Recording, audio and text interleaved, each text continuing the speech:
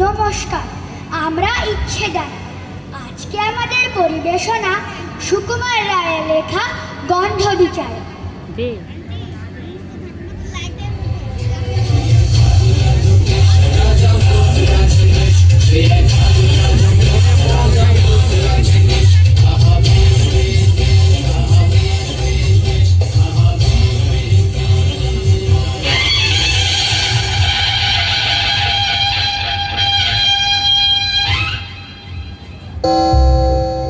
সিংহাসনে বসলো রাজা, বাজলো কাঁসর ঘন্টা, ছোট ফুটিয়ে উঠল কেঁপে মন্ত্রীপুরোর মনটা।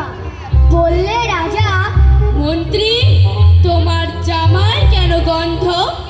মন্ত্রী বলে, এসেন্স দিচ্ছি, গন্ধ তো নাই মন্দ। রাজা বলেন, মন্দ ভালো দেখুক সুখে বদ্যি। বদ্যি বলে, অমর নাকে বেজায় হলো সর্দি। রাজা হাঁকেন, বলাও তবে রামনারায়ণ পাত্র। পাত্র বলে, নসে নিলাম এক্ষুনি, এই মাত্র নসি দিয়ে বন্ধ যে না, গন্ধ কোথায় ঢুকবে? রাজা বলেন, কোটাল, তবে এগিয়ে এসো, শুকবে। কোটাল বলে,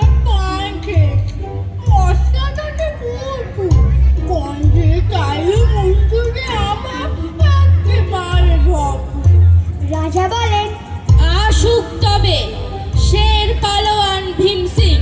ভীম বলে, আজ করছে আমার সমস্ত কাজ হিমঝিম। রাত্রে আমার বুখার হলো, বলছি হুজুর ঠিকবার। বলেই ছিল রাজসভাতে চক্ষু বুঝে চিৎপাত। রাজার শালা চন্দ্রকেতু, তারেই ধরে শেষটা। বললে রাজা, তুমি না হয় করো না ভাই চেষ্টা। চন্দ্র বলেন, মারতে চাও তবে ডাকাও না কো জল্লাদ, গন্ধ শুকে মরতে হবে, এ আবার কি আহ্লাদ? ছিল হাজির বৃদ্ধ নাজির, বয়স কি তার 90। ভাবলো মনে, ভয় কেন আর, একদিন তো মরবই।